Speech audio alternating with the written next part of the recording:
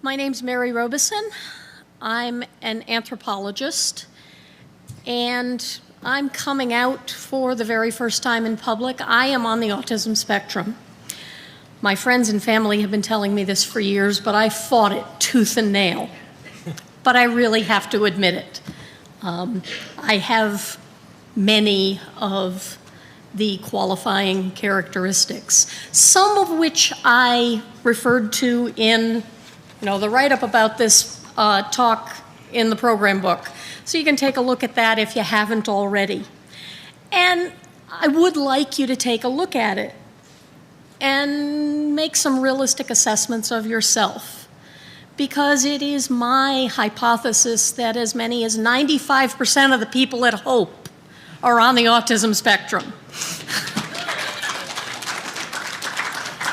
And so if you think you're one of us, well, congratulations. We're the majority here. We're the ones that the world thinks may be dangerous, certainly suspect. It's nice to be normal amongst our own peers. So there's a difference between formal diagnosis and informal diagnosis. And so, your own assessment of yourself is obviously informal diagnosis. The diagnostic criteria are currently in flux with the DSM-5 about to come out. People at Hope are probably more likely to have been described as having Asperger's syndrome. Well, in the DSM-5, there really isn't a separate category of Asperger's syndrome anymore. We're all autism spectrum. It's a difference that kind of makes no difference, because the latest studies, which were actually out as of yesterday, suggest that the DSM-5 is going to diagnose more people than the DSM-4 did. And that's a good thing. Okay, so some of the things that you might have, and I'll tell you which ones I have. I am face blind. That is, I've got friends in the front row, and they have to tell me who they are when they come up to me every single time. Because I don't recognize them. Heck, the kid on the end is my son, and I can't tell you what he looks like. There are degrees of face blindness, and I'm not too bad, because when I actually see him, I recognize him. I just can't tell you what he looks like when I'm not looking at him. People on the spectrum have issues with social cues. Oh dear. Body language. Do you have problems reading other people's body language? I don't think anyone here has that. No. Or facial expressions. Oh my God, what do facial expressions mean? Sensory differences. I have fairly acute hearing, which is why being in rooms like this kind of drives me nuts, because the echoes are driving me wild. I have perfect pitch. I can't stand going to concerts because no one sings on key. I used to hear burglar alarms and motion detectors. I don't anymore. One of the advantages of getting older is that you lose some of that high frequencies. And oh God, I'm glad it's gone. I couldn't go into my Stop and Shop because I could hear their motion detectors, and it felt like my eyeballs were going to pop out of my head. Monotone voice. Well, I don't think I do that quite as much as some people. But many people on the spectrum have a monotone voice, or don't really express, use facial expressions appropriately. I mean, when something bad happens, do you get a big-ass grin? I know I do sometimes. Eye contact. Do you either never look people in the eye, or look at them in the eye so much that they get scared? So, if you feel like these things describe you, well, welcome. There's a whole debate about whether being on the spectrum is a disability or just a difference. And I tend to lean towards it's a difference, and it's a difference that is often an advantage. I've sat down and worked for, 3 weeks with very little sleep in order to finish a project and been really happy that I was doing it the entire time. That's an advantage. I can get crap done really fast.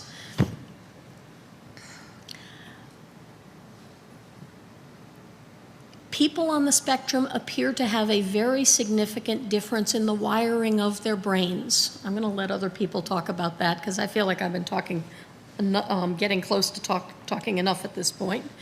But I just want to throw some things out there. Some of the other things that go along with being on the spectrum, though, are things like depression. Because if you've been a weirdo your entire life, damn it, you should be depressed at times. So I'm kind of setting up for you what it means to be on the spectrum. My personal experience has been varied. I'm going to let my son talk about why the ATF came and raided my house because of his autistic interests. But Alex is going to talk first.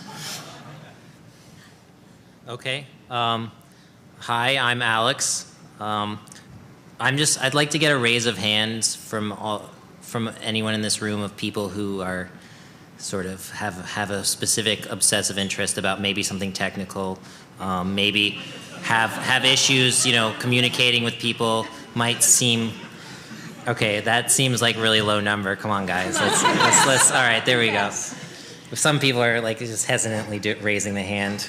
Hopefully, soon people will feel more comfortable doing that because what Mary said is right. It's not a bad thing. I don't think there should be a value judgment when you hear about it, because it does just describe a very specific subset of people, and I am one of those people. And I actually learned about this when I was 9, and I was one of those kids who would obsessively look through every single file that my parents had, in their drawers, and just read stuff and get too much information. And I was reading one day and it said, oh, he has Asperger's syndrome. And I went up to my mom, I was like, what's Asperger's syndrome? She's like, she's like, well, you have it. And I'm like, well, what the hell? Why wouldn't you tell me? This is ridiculous. And then I was like, and I don't have it. That's stupid. I don't have anything wrong with me. And I didn't have anything wrong with me. But at the time, hearing the word disorder, you assume that there is.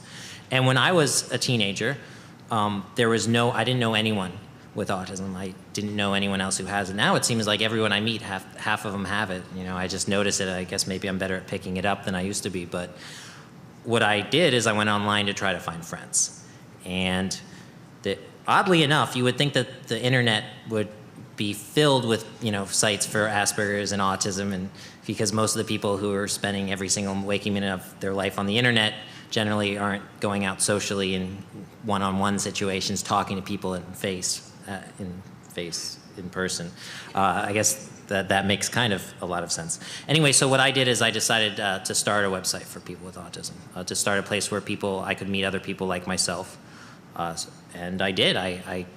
I had a friend that I had met on a smaller little website for autism, and we decided that we would make it together, and so we developed it, and we launched it, and within a few days there was a few hundred people. So clearly there was, and by the way, the website's called wrongplanet.net if you want to check it out. But when we started it, there was a few hundred people that joined in the first day, and apparently there was a buzz at Carnegie Mellon. That's what my friend said. He went there. He's like, oh yeah, there's a lot of buzz about your website at Carnegie Mellon. Everyone was signing up. I was like, oh, okay, that makes sense, I guess. But anyway, what happened is now we have more than 70,000 members, and we get millions of hits. So 1 million hits per day is what my web hosting company president said. He's right there, actually. Anyway, what can you do on there? Basically, a lot of times, people like us, we have issues with social skills. And a lot of people do. A lot of geeks have trouble fitting in. We can't find friends. A lot of times, the only friends we do have are the ones who share our special interests. well, this is a great way to like all connect with people who have similar interests. When I was younger, I had weird obsessive interests. I would write Perl and write code and edit Wikipedia. I've edited more than 10,000 Wikipedia articles, and yet I still didn't do any homework in school. So I don't know what was going on there. But that's kind of just what happens. You end up doing something that you're obsessively interested in, and everything else gets taken away. And the thing about that is that's a good thing in a way. I mean, how many of you guys have spent days and days working on a project and people want you to come out and you don't go out, you don't do anything, you're just working on your thing? Someone raised their hand. All right, there we go. That's a lot of people. And that is what makes a geek, I think, that having that interest, that drive that separates you from other people who just sort of go about their way and just sort of float by in life. They don't really focus on one thing. And there's something to be said about both types of personalities. They're both necessary, but I personally prefer the one that I have, and I'm sure you guys do too. And I just wanted to also add that there are a lot of geeks that are on the spectrum and have sort of spoken about it. My friend Bram Cohen, he created BitTorrent. He is actually, what's funny is that I interviewed him, the first time I interviewed him on IRC or something, and it got posted to Slashdot, or my interview with him. And thousands of people signed up for the site after that. And that just goes to show that there's a big overlap in the community of geeks and people on the spectrum. What's funny is that we were also mentioned in the New York Times in a front page article on our site. And less people signed up from that because the general public reads the New York Times and geeks read Slashdot. So and I bet you more people read the article in the New York Times. So that just goes to show. Anyway, yeah. I don't know, is my time up? Can we move on? Yeah, you've talked How much did I talk too long? Oh, and also Craig from Craigslist has on the Autism Spectrum as well as some other people that I'm not gonna like name because they haven't. I have a list. Oh, you have a list? You wrote a little list? Yeah. Cool, well, let's hear that. Okay, so my name is Kirsten, and I've been kind of taking notes of things I want to fill in. So first, I just want to say a list of famous people you've probably heard of who are on the autism spectrum or were. Nikola Tesla, who is obsessed with pigeons. Einstein, Craig from Craigslist, as Alex said. Mark Zuckerberg, though we may or may not like him. And Bill Gates, who is seen on YouTube videos rocking back and forth at cafes. Some other traits of autism that Mary discussed that I wanted to kind of further talk about are... Wait, you forgot Jesus. Don't say Jesus. Because a lot of these DSM traits are things that I wasn't diagnosed until I was 19 because I sought out my own diagnosis because I finally decided, like, okay, it must be this, it can't be something else. I'm not broken, there's a reason for all these things I do. Because the DSM lists things that you might not realize you have because your own experience is your only experience. And so, for example, sensory differences, like Mary was talking about sound sensitivity, that you might not realize you have sensory differences. Stephen Shore, a relatively well-known autism speaker, talks about the classic autism sign is wearing a hat wherever you go to protect against the overhead lights. And that I didn't notice I had sensory differences. All I knew is that when my friends put on music and turned up the stereo right away, it scared the crap out of me and they made fun of me because they didn't realize why I was so scared. And that I have to wear sunglasses to drive at night because the lights are so bright. And right here I have halos this big around all these lights so I can't see most of the audience. But also stimming, which is so short for self-stimulation, which is something everybody does. Neurotypicals do it. If you've ever gone like this, it's just normal if you've gone like this or twirled your hair or whatever. But that specifically hand flapping and rocking back and forth. And when I was in elementary school, I did this all the time and was made fun of it and didn't realize why until I did it in the mirror once and decided to stop doing it in public. But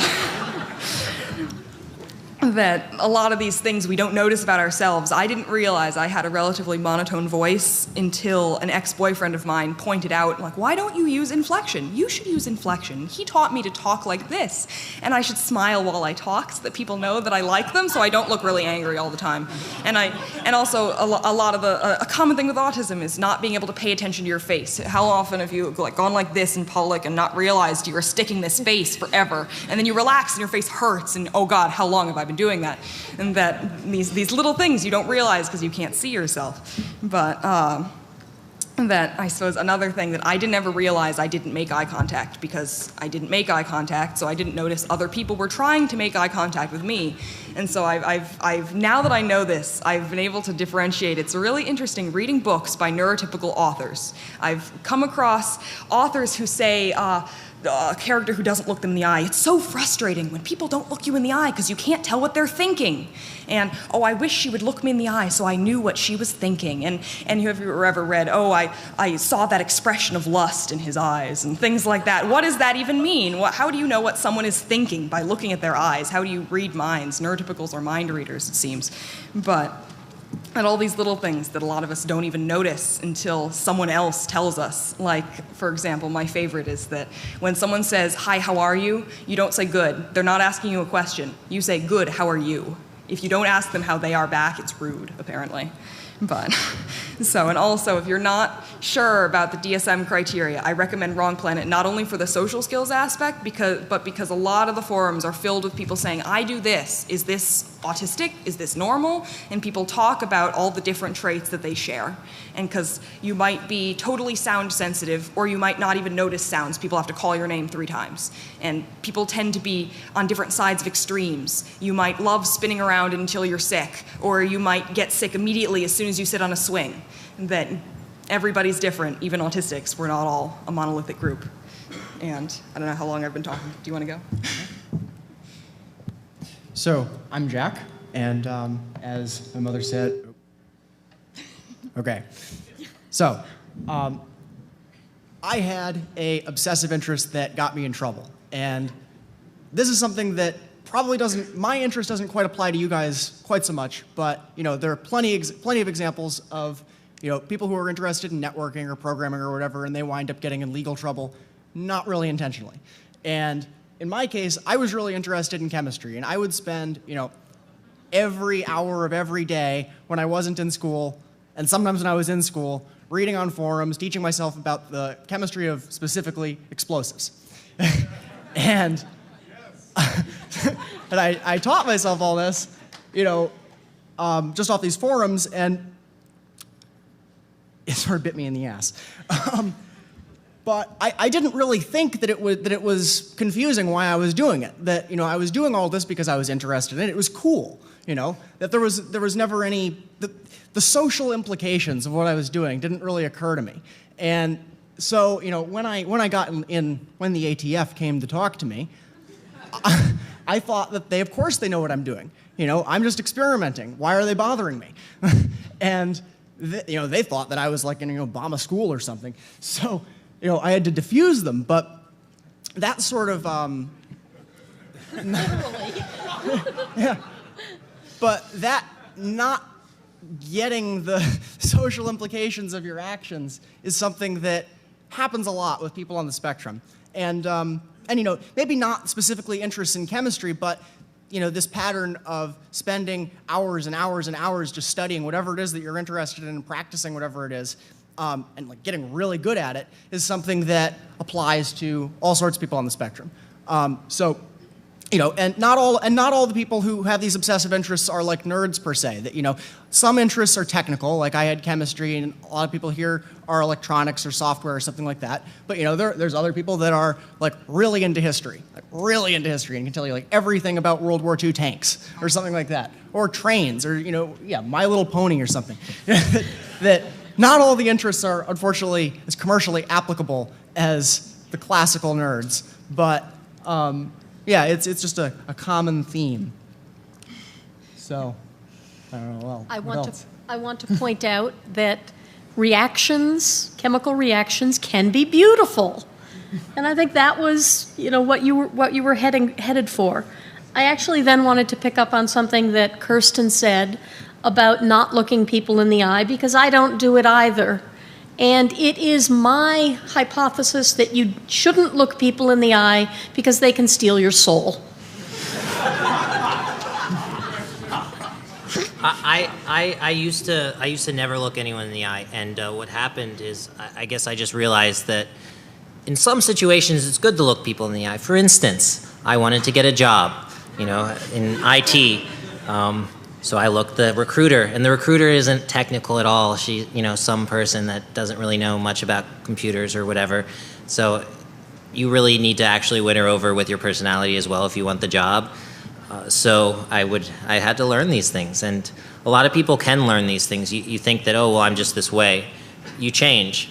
So saying that, oh, well, I used to be this way is also an indication that you're on the spectrum. Even if you think now you wouldn't be considered, you really still are because you're compensating. So yeah, I'd like to add to that a lot of women especially get late in life diagnoses or never get diagnosed because Tony Atwood has a lot of literature about this, Mother Hen Friends, the way girls are socialized early in life. Women learn to compensate in a way that men are not forced to. And so by the time women learn what autism is, they don't always fit the criteria because I can read body language, I can read facial expressions, I can make my voice sound like a normal person's voice if I want to.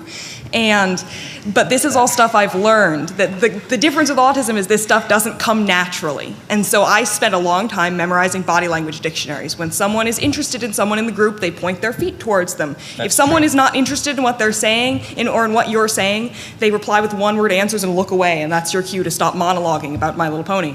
And so a lot of these things that autistic people don't necessarily have these social skills innately, but it doesn't mean that we're like disabled for life or crippled or anything, that we can learn them if we put our minds to it. And if you, are like me and take body language to a special interest, you can get good at it. Actually, that just goes to show, from what I've seen, a lot of the reason that I think that you see a lot of people in this community being good at social engineering is because those are people who have studied this. They've looked at the actions that people do, and they have a cognitive understanding of how social stuff works. Whereas people who have it easy, it's just natural for them. They just feel things, and they see things, and certain things make them feel a certain way. So they might not be as good at social engineering. I'm not sure. That's just a hypothesis. It has no scientific basis.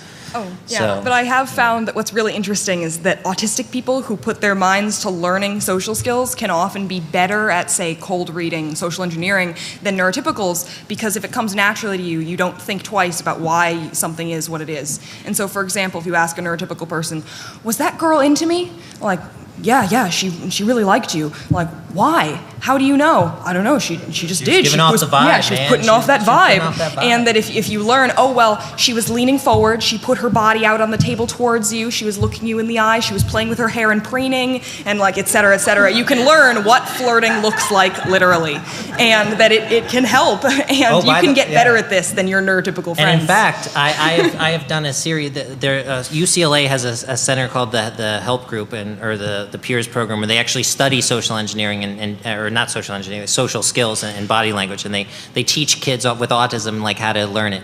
And I did a little video of me flirting with a girl at the doctor's office and asking her out on a date. So there's a little tutorial on there as well. I want to point out to you that if you've met one person on the autism spectrum, you've met one person on the autism spectrum. Everybody manifests differently. That is true. And autism is not something you have, it's something you are. It's an adjective to describe a type of person. It's not something you get from eating at McDonald's or something. Or having a shot. Yeah. As much as some people would like to argue that. But the idea for this talk came from that I originally came here a couple of years ago, and it just occurred to me that actually science fiction conventions too in general, that it's like there's a specific kind of person. Anime conventions, yeah, sure. But just like, it's kind of hard to describe, but there's a specific kind of person. An example of this was when I first showed up last night here, and I can't remember the guy's name, but there was a guy who walked up to me and we were talking, and he was talking about the horrible noises on the subway and the lighting on the subway. And I don't think that he knew what he was describing inadvertently, but I thought it was like great, that like how it coincided with this talk. One of the ways of thinking of this is, okay, so I'm an academic, and I go to, academic conferences all the time. The difference between, say, someone who goes to the English Language Association meetings, those people are very, very different from people who, say, go to science fiction conventions. Although many people at science fiction conventions are, in fact, interested in literature and would fit in well at at the Association for American Languages meetings, for example. However, there's a bunch of people at science fiction conventions who would fit in better here.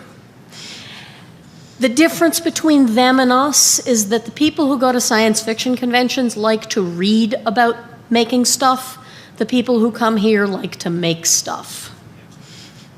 And that's how I see the differences. Yeah. So, questions? So, Yeah. there is a microphone up here in the center. If you'd like to ask questions, you know, we're now here on the firing line for you. And we'll probably keep thinking of things to say. Yeah, if you too. don't have anything to So- ask, then we can come up with something that you might ask and then answer it in like as if you had asked it. That's a possibility that exists. Hello. The reason I'm here is I helped my brother get diagnosed with Asperger's a couple years ago. I had a lot of guilt actually with that because I treated him like crap because I just thought he was lazy his whole life. But after I read up on it and I discovered more about it, it was like, oh, that is my brother. One of the things that I have trouble relating with my brother, and so the reason I'm here is to learn more about it, but also to understand from your perspective. I try to help him and support him, but I'm not exactly sure how much is just being, you know, an asshole versus how much is really helping him. So I was wondering, people who have tried to help you who are neurotypicals, what, like from your experiences, what would help us? Yeah, first I want to say that neurotypical is the technical scientific term for people not on the autism spectrum, but I hate the term because it implies that if you're not on the autism spectrum, you're like normal. And I think that everybody at Hope doesn't have autism, but the people who don't have autism aren't neurotypical. What does that even mean? Who's neurotypical? I've never met a neurotypical person in my life. But anyway, they go to the American Languages Association meetings. What I was going to say, that I had an ex-boyfriend who was probably the only neurotypical person I can think of meeting, that he was the epitome of neurotypicality. And this is before I was diagnosed. Neither of us really knew about autism. We didn't know I had autism or that I was autistic, whatever terminology you want to use. And he just knew that there were some things that I didn't do for whatever reason, or that I did wrong or I did weirdly. And so we set out to try to fix me. And that worked out badly. And I think the biggest difference between being an asshole and being helpful is you don't want to try to fix somebody. You're not going to fix them. That's just how they are. But you can teach somebody. So, for example, I learned a lot from him. I learned to say good, how are you, instead of good, and that sort of thing. I learned how to listen to my voice when I talk, so I can vary with intonation instead of just talking like this all the time whenever I talk to people and talking way too fast so nobody can know what I'm saying, and that sort of thing. That I learned self-awareness and to pay attention to myself. But trying to guilt someone into forcing something they can't do, that like he would try to have the emotional relationship conversations, you know, of the here's how I feel, here's why I feel that way, your turn. And I tried to say that there was nothing in there. I don't know what I feel. I don't know how I feel. It's like a blue screen of death. And he thought I was overthinking it. He said, just open your mouth and talk, whatever comes out. And I said, that's not how I work. I don't think in words, I think in pictures. And so I can't do that. I can't explain my emotions without hours and hours of deliberation trying to sort through them. Though through this I learned how to kind of figure out my emotions. But if someone you know is on the autism spectrum and you're trying to help them, if there's something that they tell you they can't do, don't force it. Maybe try to give them advice to how to work around whatever's giving them problems, but if they can't do something, they probably can't. And you're just going to make them feel worse about themselves by telling them that, oh yes, you can do it, you're just not trying hard enough. So, sometimes though, there is a certain level of, oh well, I'm not comfortable with this and I'm not going to try. And if you do come off maybe a little bit as an asshole, I've had people come off that way, but now later on looking back, it's like, oh well, I actually kind of learned something from that situation. So in a way, I would say that you definitely do want to help because but you have to help in the right way. You have to be very logical about it, be very direct. You can't say, oh well, you know, it'll just happen, blah blah blah. You'll just learn this, you'll just pick it up. People give that kind of advice all the time because that's how it happened for them. But there's often an element of what's in it for him to learn to do something, and if you can explain why it's important to act normal, that often helps. There has to be some self-interest for the person on the spectrum to change what is normal for them. It's like I've seen kids will be like, well, I don't need to take a shower. Why would I need to take a shower? I don't care. I don't care that I smell bad. But then they'll also ask me why they don't have a girlfriend. But if I'm able to like connect those two together, a lot of times, they'll get the picture. Yet surprisingly, sometimes still no. Yeah, it doesn't. I was going to use that example. I did not shower regularly until this neurotypical ex told me, you know, people can tell that you don't shower. And I said, really? I thought people couldn't tell. And he said, you know, people not only can tell, you say, well, I don't care what people think. Well, what people think affects your day-to-day life. Things will be easier for you if people like you. And so, like learning social skills, people will like you if you learn social skills. Like just saying, because that's basically all that's what I was thinking, that just saying like, you know, because it's rude, because it's wrong, that's like not a good reason. But if you say like, because you're more likely to get a job that you want, you know, like they have to have the value to them. And if you can make that clear to them, then they'll want to do it actively. There's a psychological test for Asperger's comprised of 50 questions, and I'm curious if any of you have taken that test. And Yeah. Is it the Cambridge one? It actually made me Is it cry.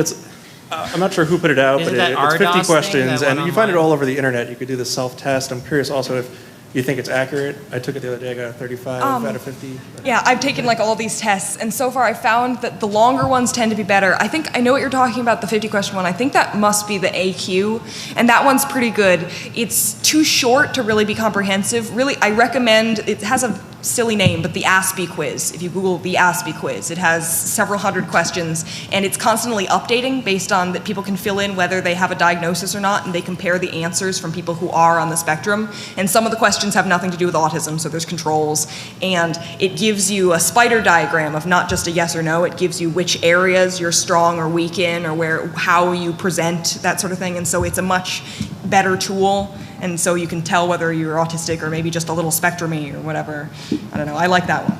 And sometimes when you take these tests, you'll get, oh, well, I'm not on the spectrum. But then if someone else took the test and pretended that they were you and answered as if you would from their perception of you, then you would pass with flying colors and be an Aspie. You know, it's like, because sometimes we don't have, oh, of course I'm good at social skills. Yeah. And I go to parties all the time. And you answer the at questions least once a year. different depending on the day. Yeah. So, you know, your numbers can vary depending on how you're feeling, but I took a couple of them when I was still in denial, and they all made me cry.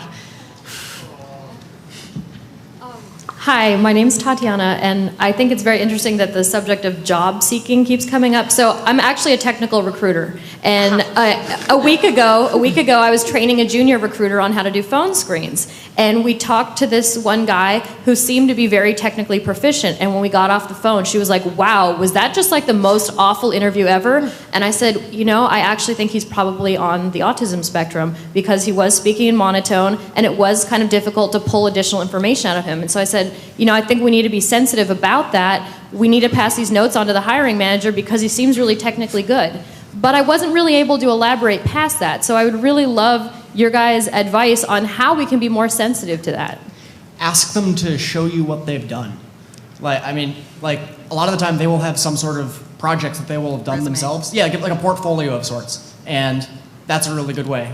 But that's like a big new thing in recruiting is, you know, tapping the untapped talent in, you know, all of these like people who spend all day programming. Yeah, so if you're Without looking for like all somebody day. like that, I mean, it's like feeding rabbits. You just need to occasionally toss them, you know, more club mate and chocolate, and they'll just sit there and program for 20 hours a day. puzzles. The university that I go to has their business program is starting to adopt what you're talking about. That one of my friends just graduated, but she had a class where they did an exercise like this for autism awareness. That they gave all the students questions. Basically, you have this hypothetical guy outperforms everyone in your company, outproduces everyone in your company, is your best worker by far. But there have been complaints from other workers that he makes them feel uncomfortable. He doesn't talk appropriately. He's very monotone. He's socially awkward. He behaves inappropriately, but like no harassment, nothing like that. He's just weird. But he's the best person in the company. Would you promote him? And everybody said, no, this guy's awful. I want to fire him. And so the professor turned around and read them what they'd said and said, do you realize what you're saying? You want to fire your best employee because he doesn't know how to make small talk at the coffee machine.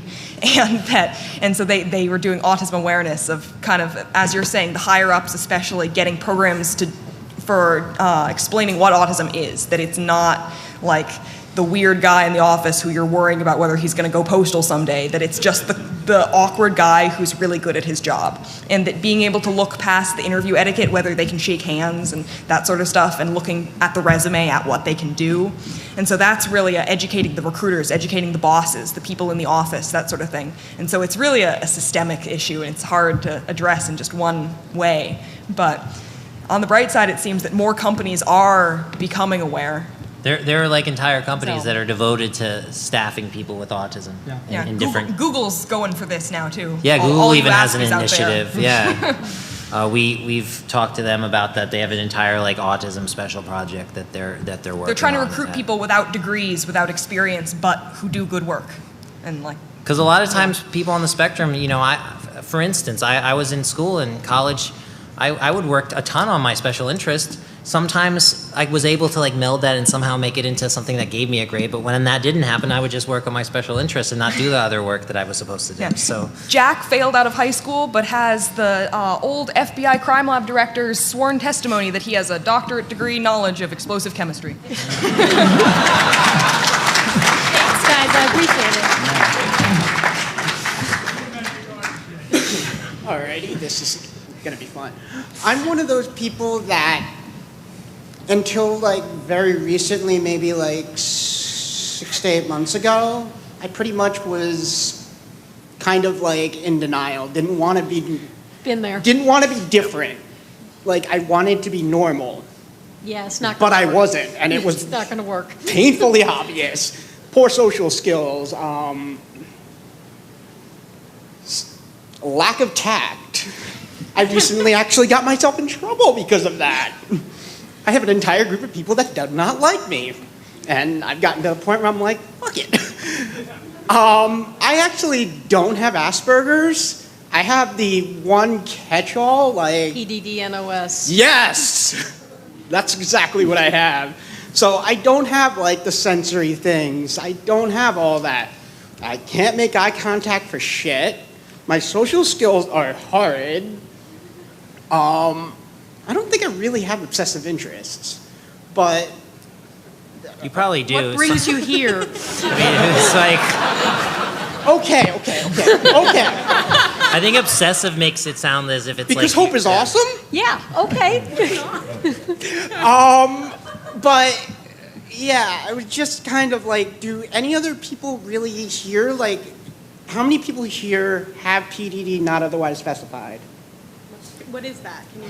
Pervasive developmental disorder. It's not otherwise. Can I say something on that? In fact, that is a term that really does not differentiate much from what Asperger's or autism is. In fact, I believe it's no longer even going to be. It's not in the manual because it's not any. It's mainly used when they want to tell parents that someone has autism and they don't want the parents to get all afraid and stuff, so they just make up some name that sounds less. Well, that's not entirely true. It's if you don't meet enough of the criteria to get the like points, to be officially diagnosed. But the diagnosis requirements are one aimed at children, two not very comprehensive, not very good anyway. So PDD-NOS basically means you're autistic, but you don't really meet the autism criteria. But we don't really know what to do with you. You don't mean Asperger's either? Yeah, exactly. But you do though. I mean, the people I see these people that say, "Oh, I have PDD-NOS," and I'm like, you have autism. Okay, right, it's clear. I don't see how someone could make it. It's a label. It's what label you want to choose. When I hear autism, I think classical autism. Yeah. Yeah, you got to get past that. I'm actually having an easier time referring to it as ASD, Autism Spectrum Disorder, than Asperger's. I really didn't like Asperger's. Though that South Park episode was great. Because I'm like, okay, I'm on the spectrum. I can probably learn a lot from this. Yep. And also probably meet more awkward people. Yeah. Good way to make friends. So whenever someone tells you that you're autistic, you can just say, "Yeah, I am." High five. Big hairy deal. And I mean, and it also helps to explain, like, what, like, not justify, but explain like people like I'll talk to people, I'll say things like trying to clean up a mess like after I piss someone off.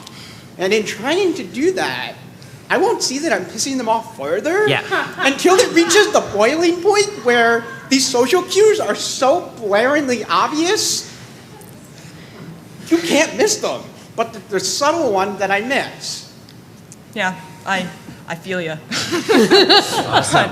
Yeah, and it absolutely pisses me off. It makes you feel like shit when it happens. So the thing is that, like, once you realize that it's not your fault, that when you're doing these things because you're trying to do it in the right way, and if you can explain that to them and they can understand it, and most people, if you explain it in the right way, if you can figure out a way that you can get through to them to make them understand why you're doing these things, they'll understand and give you more patience. Apparently, yeah. But to help you specifically, it sounds like you need to read the book that Kirsten read. Oh, you mean it's not a book? Google Body Yeah. Language Dictionary. Yeah. One other thing, So many I'm of going to wrap them. it They're up. great. Like, I'm actually around a group of people right now that if I'm not 100% politically correct, they'll jump on me. Like, Don't hang out with they'll those get people. So easily Yeah, offended. find a new My group. lack of tact makes being politically correct nearly impossible. And besides, politically incorrectness facilitates awesome jokes. All right. Well, thank you. That is true. Kind of riffing off of this, there's more than one way to be neuronon-typical, because usually you just hear about autism spectrum disorder. Yep. I have attention deficit hyperactivity disorder, and about half of my stuff fits with autism spectrum disorder, but the other half just completely doesn't. And I have a really good therapist right now, and the more I learn, the more, because I was diagnosed in second grade, which was like late 80s, early 90s, and the more I learn, the more, because of new research, that the more the stuff that I'm like, well, maybe I have some Asperger's, and I actually talked to my therapist about this, and he's like, no, actually, we now know that people with ADD also do this. So like the poor social skills, the not being able to read faces, I went from not being able to read faces to being way too hypersensitive, and like, I read tired as angry, always. I read tired as angry, so I have to go, are you That's what angry I at me do. or just tired? So if you feel like, this is kind of fitting, but it's not really fitting, maybe you have one of the other ways of being neuronon-typical. Look into that. Yeah, So- yeah. Look into the neurodiversity movement. There's more than just autism and neurotypical. And There's the whole- Venn diagrams. We all overlap. We're all different. And the whole, is it a disability or is it just being different? I think maybe it can be one for one person and one for another, and I think it's more of, do you feel this is holding you back in your life? Does it help you at this point to identify this as a disability? And if it does, then go ahead and do that, because I identify it both as just being different and as a disability, because sometimes it really does screw with my life, so. Yep, use what works for you. Hi, could you talk a little bit about the process of repatterning your vocal style, like what type of exercises you did or what you found useful? Recording yourself is helpful, like with a good camera or something. Not just because it takes out the bass, it makes you sound weird. But if you're monotone, and if you're talking too fast, I talk way too fast, so that was for me. That listening to yourself, and then from that, trying to listen to your voice while you're talking, and being able to learn to kind of auto-correct while you're talking. And so a lot of times I relapse back into the too fast monotone kind of voice like this, but I can slow down and notice I'm doing it, and revert back to going up and down in the appropriate places, going up for questions and things like that. And that, I don't know, it takes a lot of practice and it takes a lot of self-awareness that if you forget, if you're tired or if you're stressed or just not paying attention, you can relapse. Whatever, relapse is not the right term. But that it takes a lot of focus, which is I think why autistic people tire out in social situations, because we have to focus 10 times more than anyone else. But if you do it for a long enough period of time, and you'll be thinking about this for way too long. You'll be in a social situation that will drain you. Eventually, you'll pick up some of that, and it will become natural. Yeah. In a very slow rate. It and you'll have to turns keep into doing that habit, for the 10,000 hour rule and all that. The biggest thing is slow down. And looking up YouTube videos of people who you admire their voices or vocal pattern and trying to copy them. I got that advice. I got that advice from a transgender woman who said that's how she learned how to talk like a girl. That she copied. I can't remember her name. A woman from The Office who has a really girly voice. So I looked her up too and copied her voice. By the way, do you think like Brad Pitt naturally sounded sexy? Like he had to learn how to talk like that. It's not like it's natural for everyone. Andy Paris has a question. What's up, man? Hi, Andy. Full disclosure, I know these guys. But I have a question for you, which is, because it's a spectrum, as you've mentioned, and there are, you can be autistic in one way and maybe not in another, and there's, we also, as adults, you said, find ways of compensating, and since all the diagnostic material is geared toward children, can you talk about how it's benefited you, especially you, Mary, as an adult, to come to terms with it, and use the label as you have today, and why we don't just throw up our hands and go, well, I've compensated enough, and it doesn't really matter. Why does it matter to us to identify or not? I find that I don't piss people off quite so much when I tell them up front that I don't recognize people. Because, I can't tell you, because I literally can't tell you how many times I've walked past people on the street that I know, but I don't recognize them.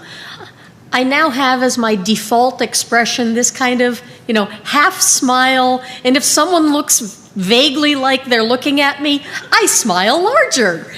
And I have no freaking clue who they are. So, I think of it as I'm kind of mindlessly amiable all the time on the street, and that's my default. As a teenager, my default was an absolutely expressionless face that people assumed meant I hated them and wanted to remove their livers. People used to hate me, like in class, and then like one of my friends who's been in a few classes of mine when I was in college, he would say that anytime sometimes I wouldn't tell people that I was on the spectrum until like halfway through the class, and they would hate me and treat me like really like shitty. They would just be mean to me. And the minute, like I said, that I was on the autism spectrum, explain what that was, they would everyone in the entire class would completely change their tune and like be really friendly and be nice to me. Not because they felt bad, but in part because of that, but also because they realized that they were being like a jerk because I wasn't trying to do that. I noticed also, I interviewed Dina Gassner once, who's a woman who does autism advocacy, and she has autism, that she said as an adult her biggest thing is full disclosure, and you don't necessarily have to use the word autism because that draws to mind a totally disabled young child for most people. And so I have a friend who has autism, is totally in denial, but what she refers to, her biggest disability is that and I share this, she has audio processing disorder, that if there's a whole lot of background noise, it's hard to separate noises. And so if, for example, in a conference, I can't tell what someone's saying to me unless they're facing me with their mouth, I'm very close to them and I can watch their lips move. And so she, instead of saying she has autism, though she wouldn't say that anyway, she doesn't know, but for me, instead of saying I have autism, I'll tell somebody, could you repeat that? And if they say like, why? They'll repeat it like twice, then think I'm joking and stop, and I have to say, no, I have audio processing disorder. And that doesn't carry the social connotations, and so if you can find terms for if you have a particular area where you are slightly disabled, or really disabled, whatever, find a term for that that's separate from autism, that people can understand without having a lengthy lecture. Just, I have audio processing problems. Or I'm bad at directions, or I'm bad at whatever you're bad at, just explain what it is, and people will be, oh, okay, I understand, because no one's perfect. Some people are. I am. So this is a scientific question. Unfortunately, it seems like the field of psychiatry and mental health is very imprecise, in such a way that you can imagine having diseases that are either on or off. And this cluster analysis might be able to show that, right? You would see the normal people would cluster on one end of the spectrum, but the other people at the other end. But there's also more continuous disorders, which autism spectrum disorder seems to be. But I'm wondering if there has been an effort to collect these studies and summarize the findings in such a way that maybe there is a little bit of clustering in some parts of the spectrum or other parts of the spectrum, and it would just be really interesting to be able to see that. Well, Jack and Kirsten have been involved with some studies at Harvard Medical, and those people argue that there is a distinct difference in brain architecture of people on the spectrum versus neurotypicals. And I don't know where other where other folks fall, but they can talk about that better. People with autism, like round the board, have higher neuroplasticity than neurotypicals. And that can be used 4 minutes. for, that in the future is probably going to be used in like diagnostics. Like that, and alternatively, like even just like using like fMRI, that there's a bunch Functional of magnetic resonance empirical- imaging. There's a bunch of empirical tests, not opinions, that are very close to being, completed and approved. Yeah, but what they found is that wherever you lie on the spectrum, it's not a linear spectrum, but like from the high-functioning Asperger's to low-functioning autism, they have this shared neuroplasticity rate, and that's something that is noticeably different no matter how affected you are, whatever, and how autistic you are. There are other theories too. I mean, Yeah. this is something. This is This is just a one study developing, we're participating in, and they're developing not even field. 3 minutes left. We only have 3 minutes left, so let's get to the next question. I found it to be very socially acceptable at parties to tell people I'm horrible with faces. I'm going to forget your name in 5 seconds. Please remind me 3 more times in the next 2 minutes what your name is. Yep. And then maybe I'll remember. Feel free to shame me after. I like your comment about the talking in a rapid monotone. I wish the supermarket automated checkouts would do that, because the slow-paced, inflected tone wastes my time. So I like your efficient speech. With regard to eye contact and so forth, I'm no longer asked to do interviews at work because I'm either looking at my computer taking notes of everything the candidate says, or I'm touch typing and staring a hole through the candidate's forehead and making them uncomfortable. If you can borrow techniques from police interrogation methods, you can get just the right balance of paying enough attention to exert control over a situation, but not so much that your interlocutor checks out on you. That's mostly unsuccessful. So you can swipe techniques from all over the place.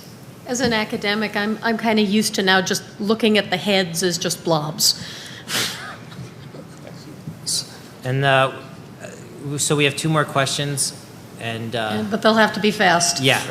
So I have a 9-year-old autistic son, and he's like kind of in the middle. He's not quite low functioning, not quite high functioning. And I was wondering, from your experience being within the spectrum, what advice could you give for like adapting to a world that's not really built for autism spectrum people? Well, I think that question is going to take longer than the time we have left. But the one thing School might be your hardest problem. And so open Yeah. disclosure, all the teachers make sure they know what autism is and that he's not just doing bad things on purpose. Well, he goes to school for that, but Okay, good. But like, That's, I Also, think, keep the in mind biggest that thing. he's not always going to be the way he is right now. Parents get this idea that, oh, well, he's at this point, at this level. It's not a static thing. like It's I've not seen gonna him stay. make jumps, but my concern is He will grow like, and change just like what is he everybody gonna else. do? Yeah. Okay. Yeah. And the last question? Hi, so it's not really a question, it's more some anecdotal sort of thing because I can sort of relate. I guess I'm in denial. But okay, so you spoke about the female support network. I didn't have that. I didn't grow up with any real network outside of theater because I was Asian in a predominantly Italian, white, private Catholic school, growing up in the Jewish town next door. And my parents were missionaries for a cult. So I didn't belong anywhere. I couldn't talk to anybody, so I spent a lot of time reading books. And I loved books, especially a lot of like these really cerebral things, so a lot of the science fiction and whatnot, because fantasy books did not make sense to me for the longest time because they try to connect with you emotionally. In science fiction books, there's a lot of logic and reasoning and a lot of potential stuff that they like to explore, and they explain this to you, so a lot of these things just make more sense intellectually as opposed to emotionally. But again, theater, you're talking to a lot of weird people that in order to interact with these people, you have to learn these emotional roles. So They're throwing us They're out. throwing us off. Also, before we go, I just want to say, check out wrongplanet.net and please do not try There's to a hack women's it forum because you too. probably will So succeed. Are they turning my microphone off? There's a women's forum on Wrong Planet for women's issues too. So, All right, well, thank you.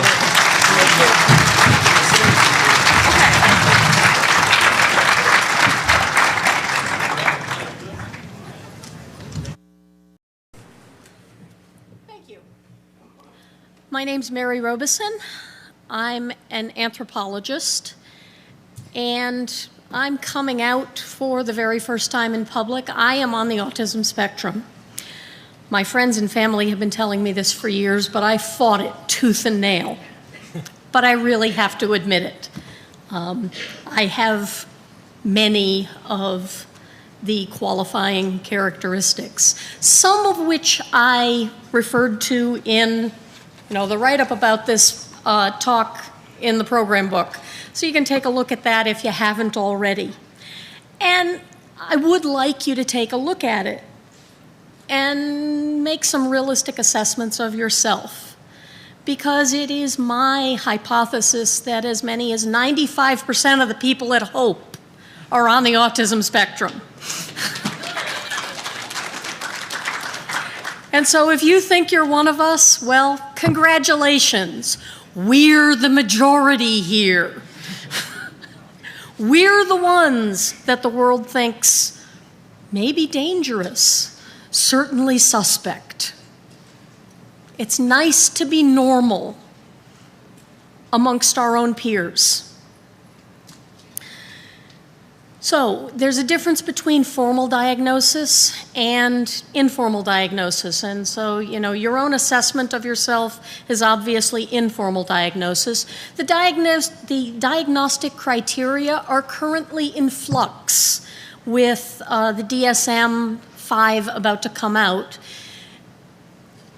People at Hope are probably more likely to have been described as having Asperger's syndrome. Well, in the DSM-5, there really isn't a separate Why wouldn't you tell me? This is ridiculous. And then I was like, and I don't have it. That's stupid. I don't have anything wrong with me. And I didn't have anything wrong with me. But at the time, hearing the word disorder, you assume that there is. And when I was a teenager, I didn't know anyone with autism. I didn't know anyone else who has it. Now it seems like everyone I meet, half of them have it. I just notice it. I guess maybe I'm better at picking it up than I used to be. But what I did is I went online to try to find friends. And oddly enough, you would think that the internet would be filled with sites for Asperger's and autism, and because most of the people who are spending every single waking minute of their life on the internet generally aren't going out socially in one-on-one situations, talking to people in person. I guess that makes kind of a lot of sense. Anyway, so what I did is I decided to start a website for people with autism, to start a place where I could meet other people like myself.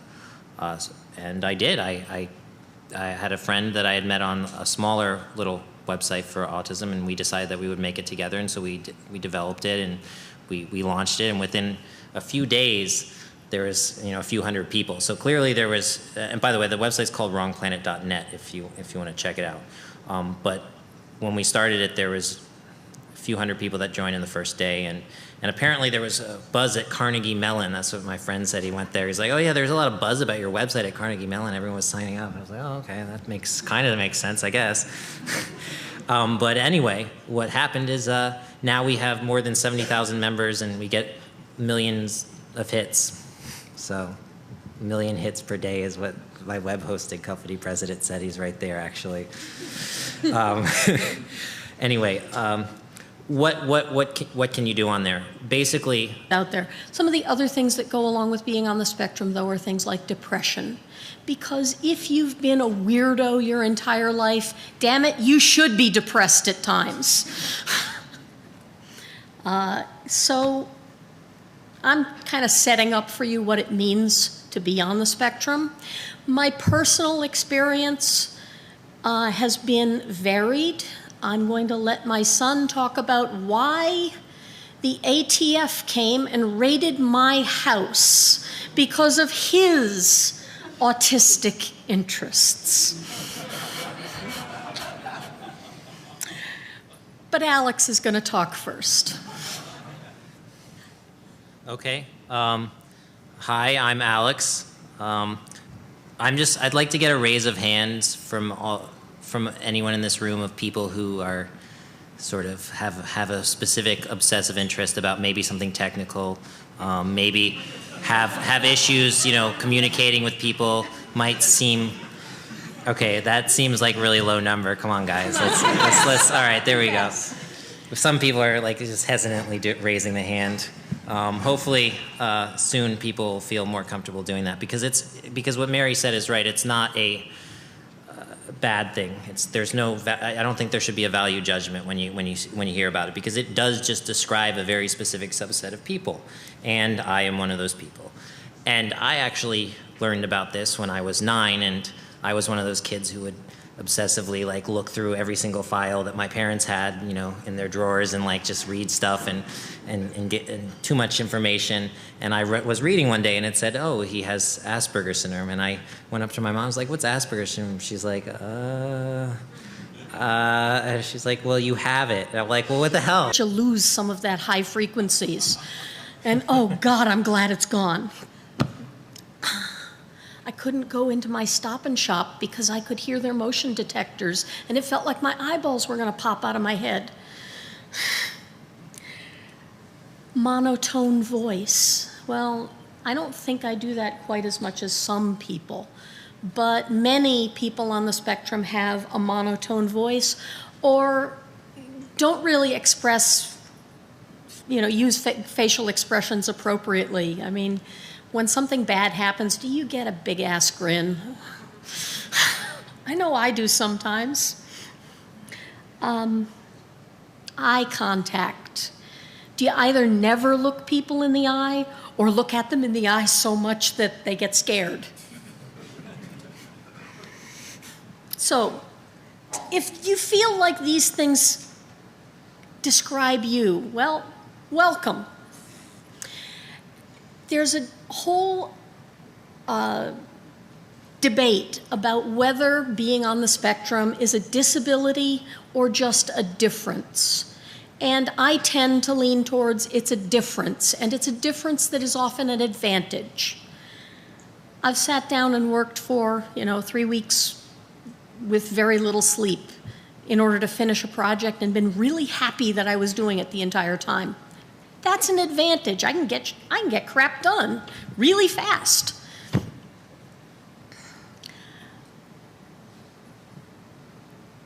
People on the spectrum appear to have a very significant difference in the wiring of their brains. I'm going to let other people talk about that because I feel like I've been talking, getting close to talking enough at this point.